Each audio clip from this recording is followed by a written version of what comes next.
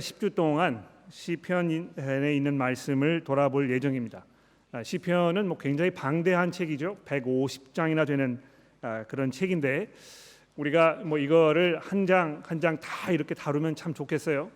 근데 그렇게 하면 3년 이상이 걸릴 것이기 때문에 이제 그렇게 하면 여러분들 너무 지치실 것 같고, 그래서 그렇게 하지 아니하고 이 150편의 시편 중에서 이제 그 시편을 저희가 발췌를 했습니다.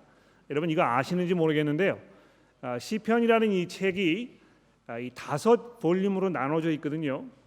그래서 각 볼륨에서 이 그 시편씩 우리가 발췌를 해가지고 이제 앞으로 10주 동안 이 내용을 살펴볼 예정에 있습니다. 그래서 오늘 우리가 이제 시편 1편의 말씀을 돌아보게 되겠는데, 여러분 성경 가지고 계시니까 이 말씀을 펴시고요.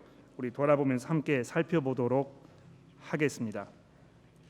자, 이 시편에 보시면 복 있는 사람에 대해서 이제 말씀하고 있죠. 그렇죠? 복 있는 사람은 이렇게 시편이 시작이 되고 있는데, 아마 이 복 있는 사람에 관한 이 삶의 그 설명, 이 복이 있다는 이 말의 의미, 이것이 이 시편 전체에서 굉장히 중요한 그런 아이디어인 것 같아요.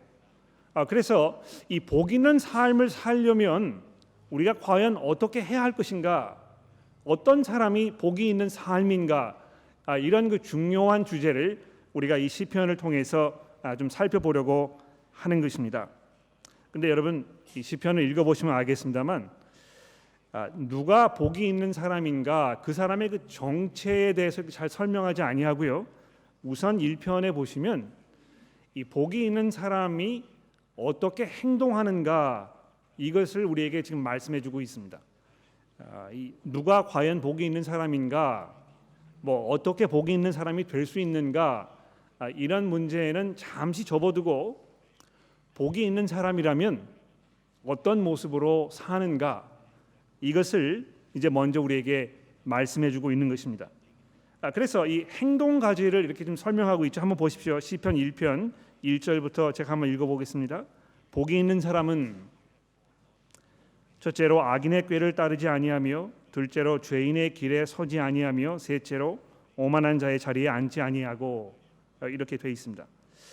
여기 보시면 마치 그 차가 막 이렇게 가다가 멈추는 것처럼 이 움직임에서 점점 속도를 줄여가지고 멈추는 지경에까지 오는 그런 그 모습을 이렇게 표현하고 있는 것 같아요. 악인의 꾀를 따르지 아니하며 이렇게 되어 있는데요. 여기 이제 그 따른다는 말을 영어 성경에 보시면 그 walking 이렇게 되어 있습니다. 걸어간다는 말이죠. 그래서 복이 있는 사람은 악인들의 꾀를 따라서 걸어다니지 않는다는 것입니다. 그리고 죄인들의 길에 서 있지 않는다는 것입니다. 그리고 오만한 자의 자리에 앉지 않는다는 것이죠. 아마 이렇게 생각하시면 될 것 같아요. 우리가 이제 다 자식들 키워본 분들이 많이 계시기 때문에 우리 자녀들에게 이제 조언을 주지 않습니까? 너 이럴 경우에는 이렇게 해라. 그러면 그 자녀들이 부모님의 말씀이기 때문에 그 말씀에 동의를 하든지 동의하지 않든지 자기의 의견과는 별로 그렇게 상관없이 이제 그 말씀을 따라가는 경우가 굉장히 많습니다. 물론 이제 나이가 좀 이렇게 들어가면 자기 머리가 이제 굳어져 가지고 부모님이 이렇게 하라고 해도 이제 그렇게 하지 않는 경우가 굉장히 많습니다만, 어린 아이들 경우에 그렇지 않고 부모님이 너 이렇게 해라 하면 따라간단 말이죠. 그러다가 여기 그 다음에 보시면 죄인들의 길에 서지 아니하며 이렇게 되어 있습니다. 어디 이렇게 선다는 것은요, 그 주변에 있는 사람들과 내가 이제 이 동일화되는 걸 말하는 것입니다. 그렇죠? 그러니까 그냥 하라는 대로 하는 것뿐만이 아니고, 이제 그 사람들의 어떤 조언이라든지 아이디어라든지 이런 것들에 동조해가지고 거기에 agree를 하고, 그것이 맞다고 이렇게 인정을 하고 내가 거기에 동참해야 되겠다, 이렇게 생각을 하는 것입니다. 그리고 나서 마지막에 어떻게 되어 있습니까? 이 오만한 자의 자리에 앉지 않는다, 이렇게 되어 있죠. 이 자리에 앉지 않는다는 이 표현이 굉장히 재미있는 표현인 것 같아요. 예? 이런 광경을 생각해 보십시오. 중요한 어떤 그 회담을 이렇게 하고 있는데요. 그 회담의 주역들은 다 이 테이블에 앉아 있습니다. 그러나 그렇지 않고 변방에 있거나 좀 뭐 도움을 주는 사람들이거나 이런 사람들은 그 주변에 서 있지 않습니까? 그렇죠? 그래서 걷는 것으로부터 해서 서는 것으로부터 해서 앉는 것까지 이 점점 여기에 빨려 들어가는, 점점 거기에 이 설득되어 가지고 이제 마지막에는 이 모여 있는 그 사람들이 가지고 있는 이 생각에 동조할 뿐만이 아니고 그것이 나의 생각이라고 이렇게 얘기할 뿐만이 아니고 이제 거기에 앞장서 가지고 그것을 프로모트하는, 그것을 사람들에게 권하는, 이걸 생각해내는 이런 그 어떤 그 무브먼트가 여기 이제 있는 것입니다.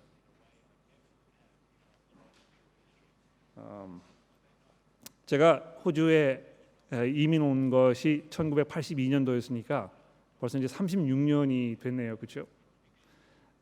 근데 36년 전에 호주 처음 도착했을 때 그날 기억이 지금도 생생합니다. 8월 11일 날 제가 도착을 했는데요. 비행기에서 내리는 순간부터 그날 저녁에 잠자리에 들 때까지의 일들이 지금도 이렇게 뭐 영화를 보는 것처럼 머리에 선선해요. 근데 그때는 뭐 이 영어도 잘하지 못했고 또 한국에서 막 왔기 때문에 모든 사고 방식이나 생활 모든 것들이 한국 사람이었지 않습니까? 근데 이 세월이 점점 지나가면서 이제 저도 모르게 싫든 좋든지 간에 점점 이 호주라는 사회에 동화되어 가는 것입니다. 그래서 뭐 이 여가를 선호하는 방법도 또 이 사회의 어떤 구조를 돌아보는 그런 그 이해도 또 사람들과 서로 관계하는 데 있어서의 이것도 처음에는 물론 그렇지 않았습니다만 이게 조금씩 잠식되어 가는, 거기에 이 빨려 들어가는 이런 상황을 우리가 볼 수 있게 되는 것입니다. 아마 여기 앉아 계시는 많은 분들이 그 경험을 아마 하셨을 거예요. 그래서 아주 오랜만에 뭐 한국에 나가셨거나 또 한국에서 오신 분들 이렇게 만나서 얘기해 보면 금방 이 사람이 이민자라는 것을 이렇게 알게 되는 것이죠. 이 겉모양은 뭐 한국 사람이고 말도 한국말처럼 하는 것 같은데 벌써 말의 표현이라든지 언어의 선택이라든지 이런 게 좀 다르고 또 뭐 이 옷차림이라든지 이런 것들이 굉장히 구분이 되는 이런 것을 우리가 볼 수 있습니다. 이 점점 우리가 호주 사람처럼, 물론 뭐 100% 호주 사람이 될 수는 없겠습니다만 여기에 오래 살다 보면 우리가 싫든지 좋든지 간에 그 영향을 받게 되는 것입니다. 근데 여기 그 시편 1편이 이야기하는 이 복 있는 사람은요, 악인들의, 죄인들의 오만한 자의 자리에 이 영향을 받지 않는다고 얘기하고 있습니다. 그렇죠? 거기에 이 삶의 어떤 그 중심적인 생각이라든지 그 철학이라든지 세계관이라든지 이런 것이 거기에 이렇게 자리하고 있지 않습니다. 그 사람들과 따르지 아니하고 이렇게 돼 있지 않습니까? 오늘 제가 이제 시편 1편을 준비를 하면서 마태복음 5장의 그 산상수훈의 말씀을 조금 이렇게 한번 읽어봐야 되겠다 이런 생각이 들었어요. 여러분 그 성경을 가지고 계시니까 마태복음 5장의 말씀을 잠깐 좀 살펴보시겠습니까? 마태복음 5장에 보시면 예수님께서 그 제자들을 산 위에다 불러 한번 모으시고 이렇게 말씀하지 않았습니까? 5장 1절입니다. 예수께서 무리를 보시고 산에 올라가 앉으시니 제자들이 나온지라 입을 열어 가르쳐 이르시되 심령이 가난한 자는 복이 있나니 천국이 그들의 것이며 애통하는 자는 복이 있나니 그들이 위로를 받을 것이며 온유한 자는 복이 있나니 이들이 땅을 기업으로 받을 것이며 의에 줄이고 목마른 자는 복이 있나니 그들이 배부를 것이며 쭉 이렇게 하면서 이 복 있는 삶에 대해서 예수님 말씀하고 계십니다. 그렇죠? 근데 이 복 있는 삶, 예수님께서 말씀하시는 이 복 있는 삶의 근본적인 어떤 그 실체가 무엇입니까? 이 10절에 보시면 의를 위하여 박해받는 자는 복이 있나니 천국에 그들이 것임이라. 나로 말미암아 너희를 욕하고 박해하고 거짓으로 너희를 거슬러 모든 악한 말을 할 때에 너희에게 복이 있나니 기뻐하고 즐거워하라. 하늘에서 너희의 상이 큼이라. 전에 있던 선지자들도 이같이 박해하였느니라. 너희는 세상의 소금이니 소금이 만일 그 맛을 잃으면 무엇으로 짜게 하리요? 후에는 아무 쓸데 없어 다만 밖에 버려져 사람에게 밟힐 뿐이니라. 너희는 세상의 빛이라. 산 위에 있는 동네가 숨겨지지 못할 것이요 사람이 등불을 켜서 발 아래 두지 아니하고 등경 위에 두나니 이러므로 집안 모든 사람들에게 비추느니라. 너희는 이같이 너희 빛이 사람들 앞에 비치게 하여 그들로 너희 착한 행실을 보고 하늘에 계신 너희 아버지께 영광을 돌리게 하라. 이거 잘 살펴보시면 예수께서 말씀하시는 이 복 있는 삶은요, 이 세상 사람들과 완전히 구별되는, 전혀 다른 어떤 세계관을 가지고 있는, 전혀 다른 삶의 접근 방식을 가지고 있는, 그래서 마치 이 소금과 빛처럼 아주 그 독특한, 누가 봐도 이것은 다른 어느 것과 같지 않다고 눈에 확 들어오는 이런 모습으로 산다는 것입니다. 그리고 그렇기 때문에 박해를 받고 따돌림을 당하고 조속거리가 되고 이런 삶을 산다고 얘기하는데, 예수께서 그런 삶을 보시면서 그 사람에게 복이 있다 이렇게 말씀하고 있다는 것입니다. 마찬가지로 이 시편 1편에 있는 이 복 있는 사람의 이 삶의 모습, 그가 취하는 그 행동, 이것이 세상 사람들과 완전히 구별되는, 거기에 그 동조하지 않는, 그 풍조에 휩쓸리지 않고 따라가지 않는 이런 삶에 대해서 지금 말씀하고 있는 것입니다. 그렇죠? 우리가 이 세상에 살고 있기 때문에 세상과 격리되어서 살고 있지 아니하고 이 세상 속에 살고 있기 때문에 이 세상이 우리에게 주는 어떤 그 영향들, 여기로부터 100% 자유로울 수는 없을 것입니다. 우리가 이 먹는 음식, 입는 옷, 듣는 음악, 보는 것들, 우리가 뭐 하는 모든 행동, 언어, 모든 것들이 우리가 싫든 좋든지 간에 우리 주변에 있는 여러 이 사회와 또 그 사람들, 구성원들의 이 영향을 받게 되어 있는 것입니다. 그런데 이 시편 1편에 있는 이 말씀은요, 거기에 동조하지 아니하고 거기에 빨려 들어가지 아니하고 거기에 이 하나가 되어서 동질화되지 않는 이런 사람에게 복이 있다고 이렇게 아주 담대하게 얘기하고 있습니다. 제가 그 재밌는 글을 하나 읽었어요. 서양의 그 가장 기본적인 그 철학은 개인주의라는 것입니다. 그렇죠? 그래서 어떤 그 집단보다 개인의 권리와 또 그 사람의 인권과 그 사람의 개인적인 생각을 굉장히 존중해주고, 그래서 그 사람을 한 인격체로 이렇게 생각해주는 것이 이 서양 자유주의의 기본적인 그 축이다, 이제 이렇게 설명을 하고 나서, 그러나 반면에 이 동양 사람들, 동양 문화권에 있는 사람들은 개인주의에 반해서 이 집단주의라는 것입니다. 그렇죠? 그래서 모든 사람들이 어떻게 하고 있는지를 내가 자꾸 생각해야 되고, 그래서 이 시대적 흐름과 어떤 문화에 내가 거슬리지 말아야 되고, 거기에서 이렇게 탁 튀는 그런 행동을 하는 것이 굉장히 그 불미스러운 이런 일로 우리 사회에 이제 이해가 되고 있는 것입니다. 이 동양과 서양의 접근 방식이 굉장히 다르지 않습니까? 이 서양에서는 어떤 그 독특함을 굉장히 중요하게 생각하지만 이 동양에서는 이 모든 사람들이 같은 생각을 가지고 사는 것이 참 덕스러운 일이라고 이렇게 생각하는 것이죠. 그런 면에서 이 동양 사람들이, 특히 우리 한국 사람들이 이 복 있는 삶, 성경이 이야기하고 있는 이 복 있는 삶을 사는 것이 그만큼 어려운 것 같아요. 왜 그렇습니까? 남이 하는 대로 우리가 해야 되니까.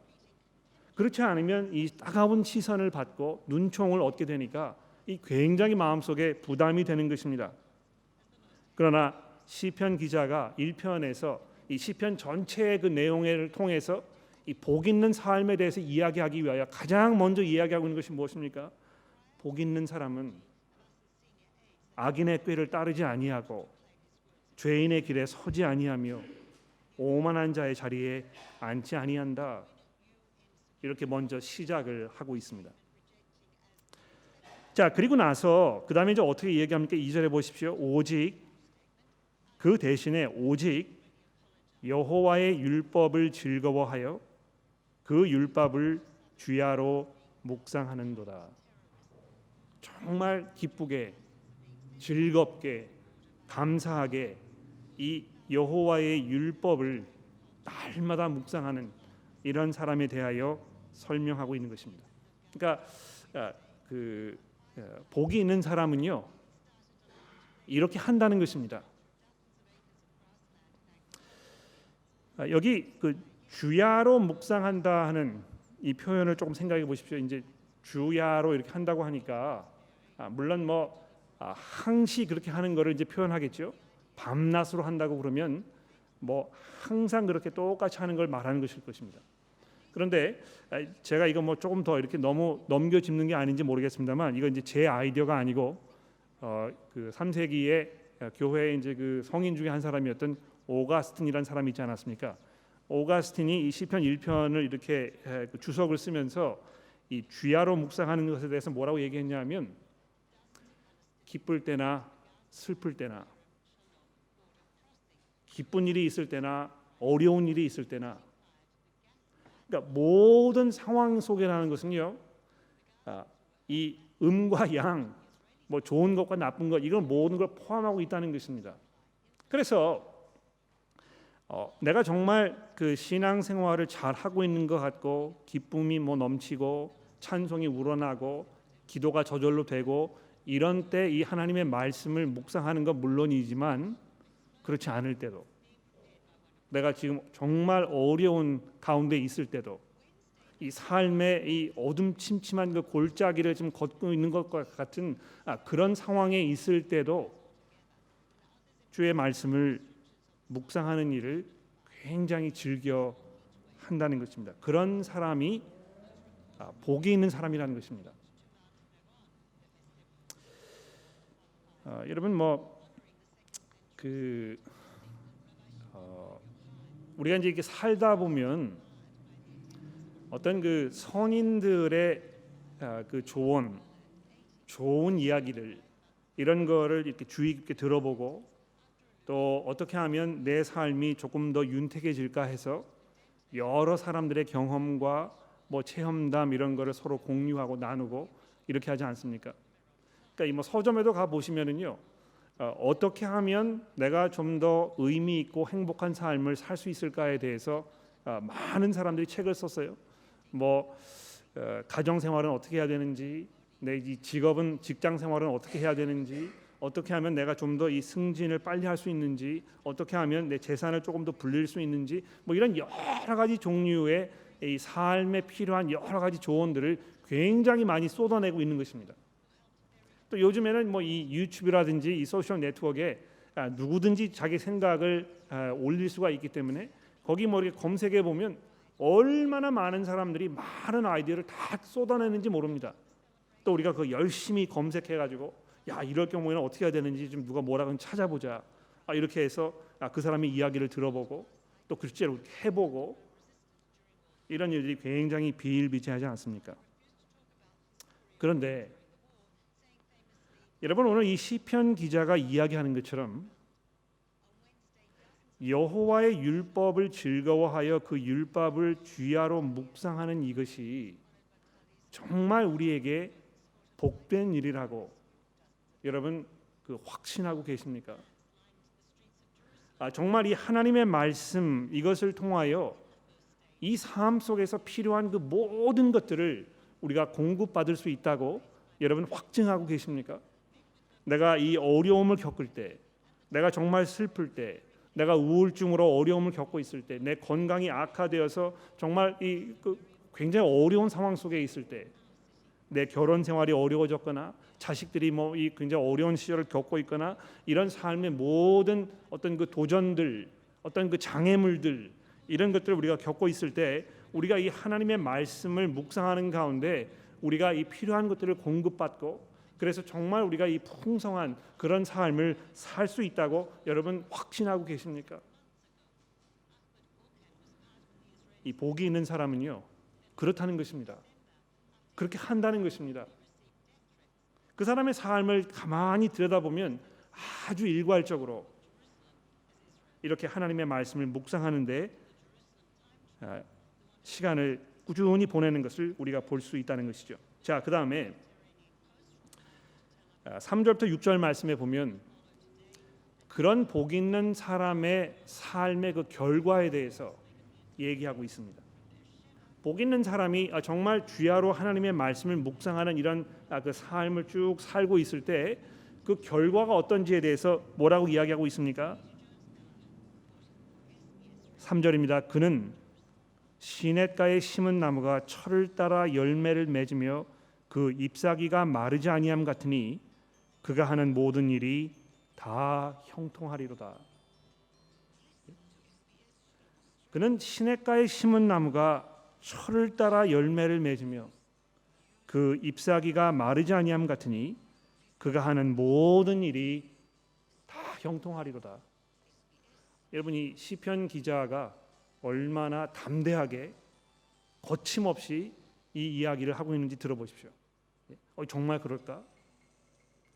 이 여호와의 말씀을 주야로 묵상하는 이 사람의 삶을 이렇게 들여다보니까 정말 시냇가에 심은 나무가 이 잎사귀가 무성해가지고 이 풍성한 열매가 맺는 것처럼 정말 그 모든 일이 다 형통한 것인가?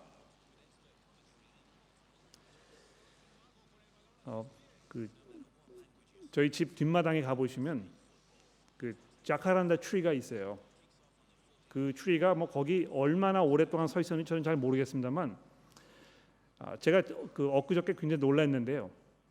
그 나무의 뿌리가요 저희 앞마당까지 와 있어요. 예. 굉장히 놀라운 것 같아요. 그 얼마 전에 얼마 꽤 오래 전이죠. 이 플라밍 하시는 분 불러다가 이 하수구가 막혀가지고 이거 좀 뚫어달라고 이제 그랬더니 그분이 뭐 이렇게 철사 긴 거 해가지고 막 돌아가면서 뚫는 걸 가지고 오셨는데요. 집어넣어서 돌리더니 도저히 안 되겠다고. 너무 이 나무 뿌리가 이 깊이 들어가 있어가지고 이게 뭐 다 걷어내지 않으면 고치기 어렵다고 이렇게 말씀하시더라고요. 근데 이 자카란다 트리가 보기는 굉장히 좋은데요. 저는 이 나무 굉장히 싫어합니다. 왠지 아세요? 이 잎이 떨어져가지고 잔디가 이제 뭐 이렇게 푸릇푸릇해지면 양탄자 같이 해가지고 굉장히 보기 좋은데요.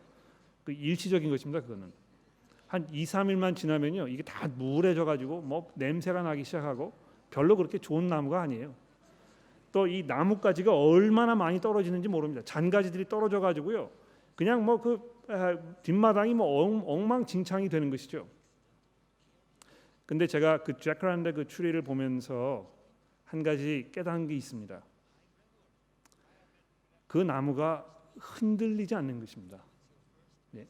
바람이 불어도 뭐 이 폭풍이 몰아쳐도 그 든든한 나무가 그 자리에서 오랫동안 서 있으면서 요동하지 않는 것입니다. 물론 뭐 가지가 떨어지기도 하고 뭐 이렇게 하죠. 그러나 이거를 뭐 누가 와가지고요 이 뿌리채 들어서 이 뽑아내지 않는 한 그 나무는 흔들리지 않을 것입니다. 마치 이 시냇가에 심은 나무가 시절을 쫓아 열매를 맺는다 하는 이 시편 기자의 어떤 그 시적인 표현이 이 주야로 하나님의 말씀을 묵상하는 그 사람의 겉으로 드러나는 그 모습에 대한 아주 훌륭한 설명이 아닌가 이렇게 생각합니다. 근데 실제로 제가 경험을 해보면 뭐 이 교우 여러분들의 삶을 이렇게 들여다보면 이게 맞는 것입니다. 이 여러 가지 삶의 많은 종류의 경험들이 우리 가운데 있지 않습니까? 좋은 경험도 있고 좋지 않은 경험도 있고 슬픈 일을 당하기도 하고 뭐 마음이 찢어지는 것 같은 일을 당하기도 하고 견디기 어려운 이런 상황이 벌어지기도 하고 뭐 얼마나 많은 일들이 우리 삶 속에 일어나는지 모릅니다.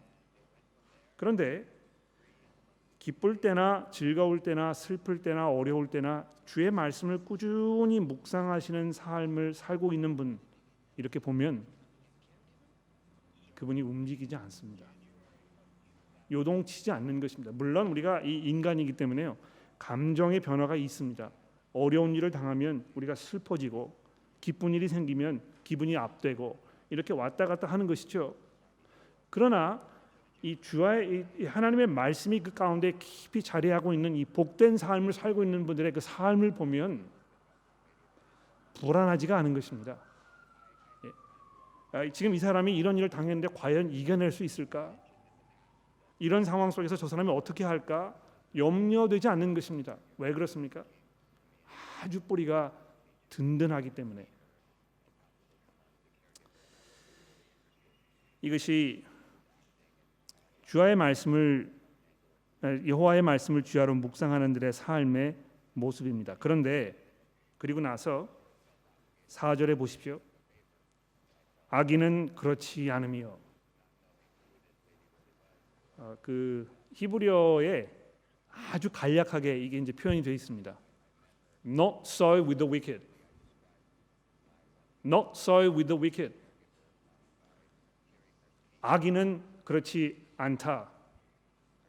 아주 간결하게, 그러나 아주 단호하게, 아주 분명하게 이것을 시편 기자가 설명하고 있는 것입니다. 여기 복이 있는 사람의 삶의 모습에 대해서 굉장히 많은 것을 이렇게 할애해가지고 설명을 한 후에 그렇지 않은 악인에 대한 이 설명은요 굉장히 간략하고 별로 쓸 것이 없는 것인 것처럼 이렇게 설명이 되어 있습니다. 보십시오. 악인은 그렇지 않으며 오직 바람에 나는 겨와 같도다. 그 substance, 그 아무것도 들어있지 않아요. 마치 그 거품이 이렇게 일어나 가지고요. 겉에가 뭐 이 색깔이 뭐 이게 휘황찬란하고 아주 아름다운 모습을 가지고 있는데 이걸 탁 찔러 보니까 펑 터져버리고 아무것도 남는 것이 없습니다. 마치 그런 것처럼 이 시편 기자가 악인들의 삶에 대하여 그렇게 말씀하고 있는 것입니다. 그러므로 악인들이 심판을 견디지 못하며 죄인들이 의인의 모임에 들지 못하리로다. 이렇게 하면서 시편이 이제 이 결론 부분으로 들어가고 있죠. 실제로 그런 것 같아요. 예. 이제 우리가 뭐 이 부모가 다 되었기 때문에 우리 자식들에게 그동안 우리가 뭘 가르쳤는지 또 그들에게 어떤 삶의 모습을 보여왔는지 이런 것들이 이제 이 열매를 맺게 되는 그런 그 삶의 시기를 이제 우리가 거치고 있는 것 같아요. 그렇죠? 뭐 우리가 처음 교회로 모였을 때 이제 막 갓난 아이였거나 또 막 태어난 그 아이들이 이제 성장해가지고 이제 성인이 되고 결혼을 하고 자기들의 그 가정을 꾸리고 이런 그 삶의 변화들이 우리 가운데 일어났습니다. 근데 이 오랜 세월 동안 꾸준하게 일괄적으로 부모로서 주의 말씀을 자녀들에게 읽어주고 또 그 말씀을 가르치고 정말 그것이 삶의 기쁜 그런 일이라는 것을 삶을 통하여 보여주었던 이런 분들의 그 삶의 모습을 보면 그 자녀들이 그 부모님들의 이 가르침과 삶의 모습을 통하여 지금 어떤 삶을 살고 있는지 이제 눈에 보이기 시작하는 것입니다.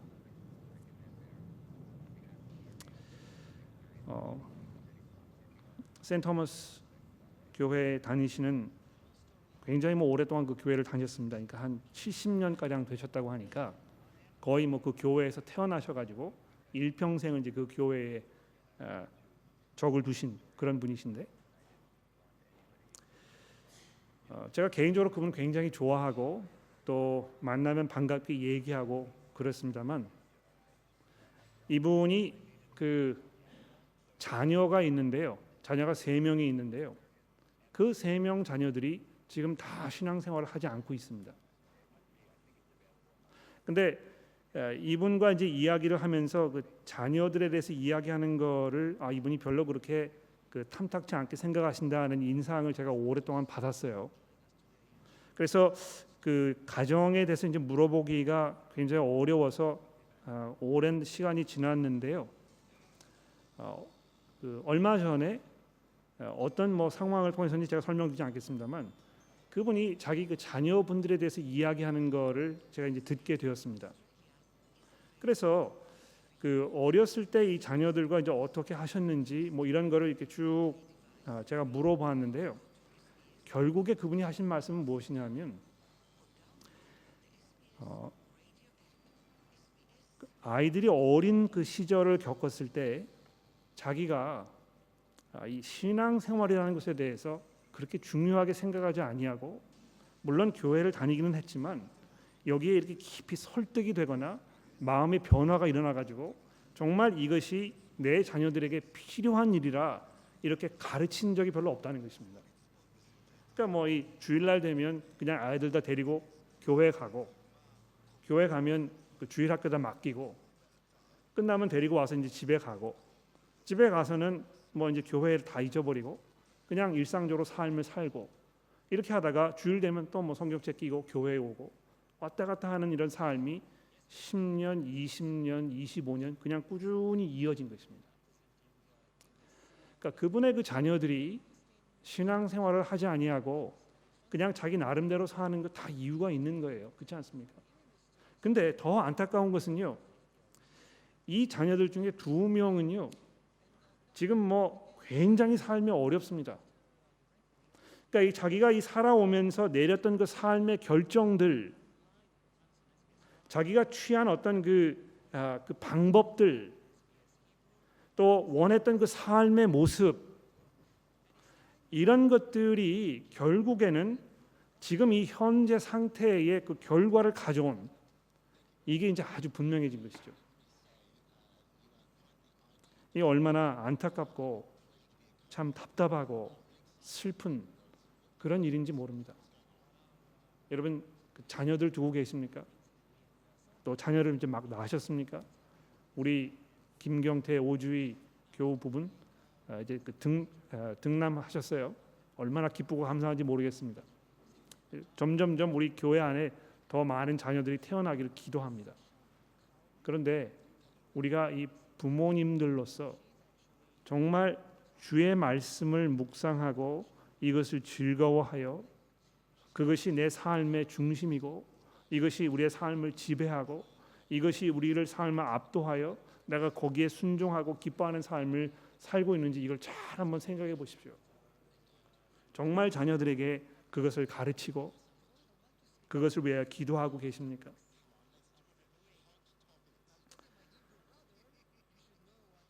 그러한 삶을 사는 그 복 있는 사람의 삶은요. 오늘 본문 말씀 맨 마지막 절에 보십시오. 그 사람들은 그 사람들의 그 길은 여호와께서 인정하시나 이제 이렇게 번역이 되어 있는데 그 아신다 이런 말입니다. 그 삶의 길은요. 여호와께서 알고 계신다는 것입니다. 얼마나 이것이 큰 위로가 되고 위안이 되는지 모르죠. 그러나 악인은 망하리로다. 이것도 뭐 얼마나 그 단호하게 아주 분명하게 담대하게 얘기하고 있는지 모릅니다. 자, 이것이 이제 그 시편 1편의 말씀인데요. 여기 이제 그 제가 결론을 내리기 전에 이 시편이 우리에게 던져주는 몇 가지 중요한 질문들을 조금 다루어 보도록 하겠습니다. 여러분 뭐 이 시편을 읽으시면서 이런 질문들이 이제 머릿속에 떠오르셨는지 모르겠습니다만 아마 제 이 질문을 이렇게 보시면 그렇지 하는 생각이 드실 것 같아요. 첫 번째로 이것이 이 시편이 우리의 구원이 우리의 어떤 그 삶의 모습에 그 달려 있는 것이 아닌가 이런 내용을 가르치는 게 아닌가 이렇게 생각이 될 수 있습니다. 이 구원이라는 것은 우리가 이 믿음으로 인하여 오직 은혜를 통하여 우리가 얻게 되는 것인데 그렇지 않고 그 악인의 꾀를 따르지 아니하고 죄인들의 길에 서지 아니하고 오만한 자의 자리에 앉지 아니하고 오직 주의 말씀을 이 주야로 묵상하는 이런 삶을 살아야 우리가 그 구원의 은혜에 참여할 수 있다고 가르치는 것이 아닌가 이렇게 우리가 생각을 할 수 있을지 모르겠어요. 실제로 뭐 많은 분들이 그렇게 생각하시는 것 같아요. 그러나 그렇지 않습니다. 제가 처음 이 시편을 시작할 때 여러분들에게 설명드린 거 기억나시는지 모르겠는데요. 이 시편의 1편 이 말씀은요.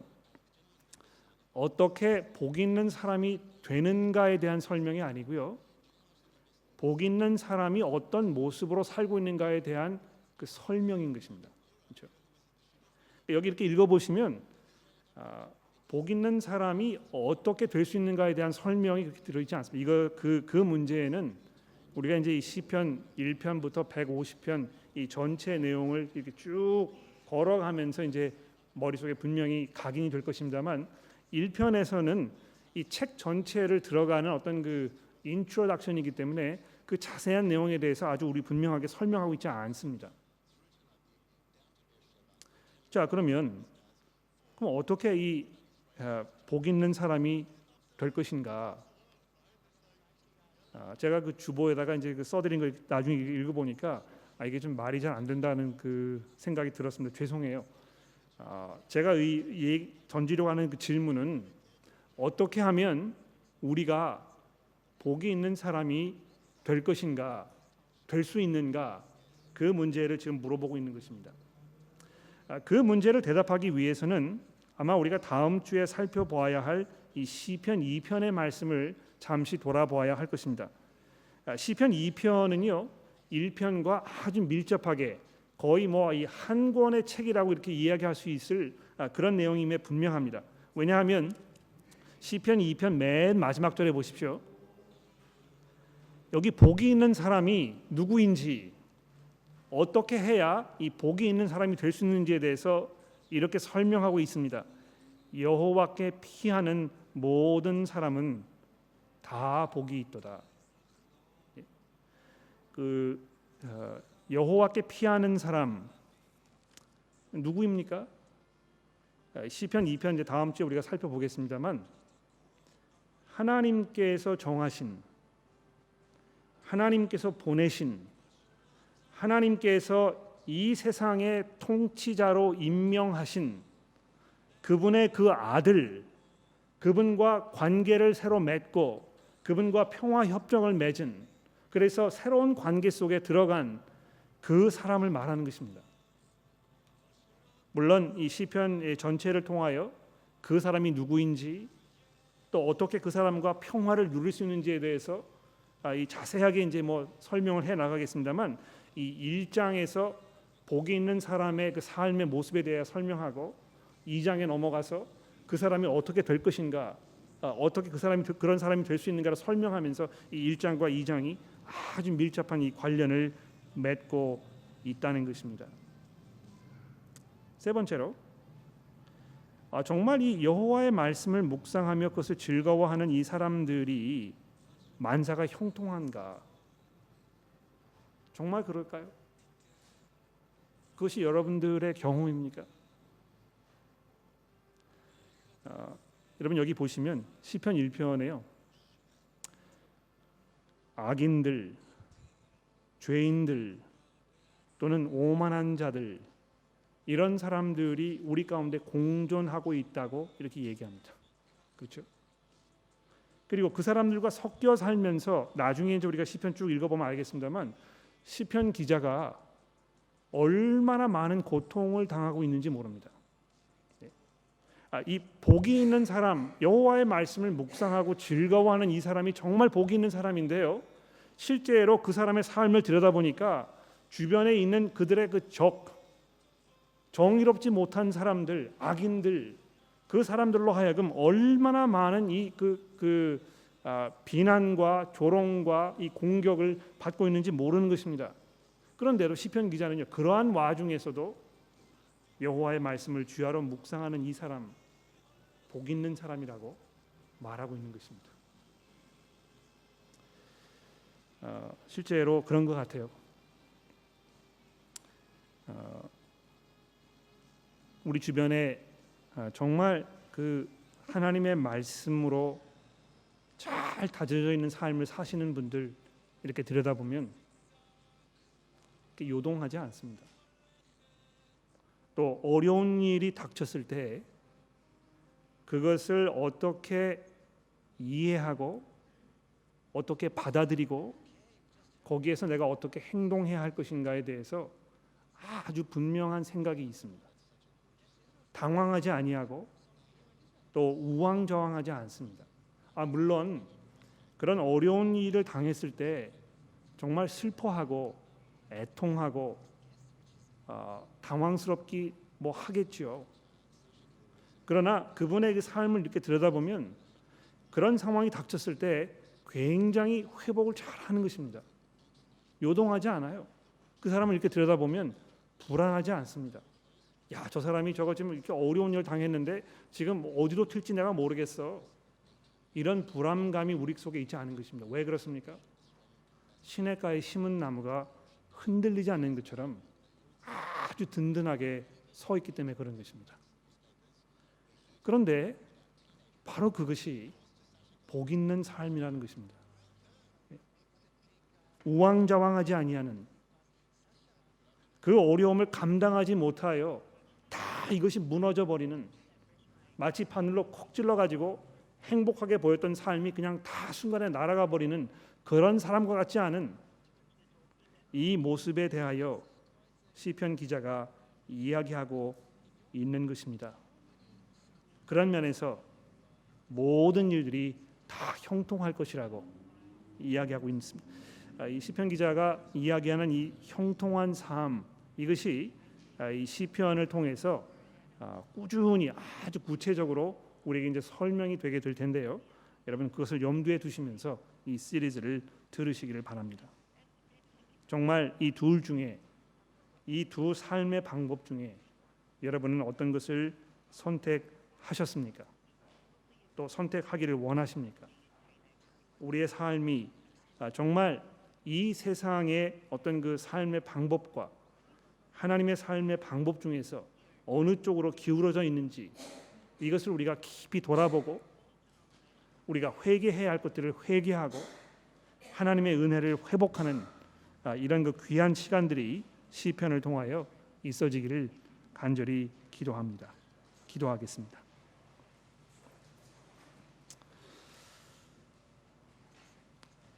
하나님 아버지, 감사합니다. 우리가 정말 하나님의 은혜 가운데 복 있는 삶의 그런 삶을 살기를 우리가 간절히 기도합니다.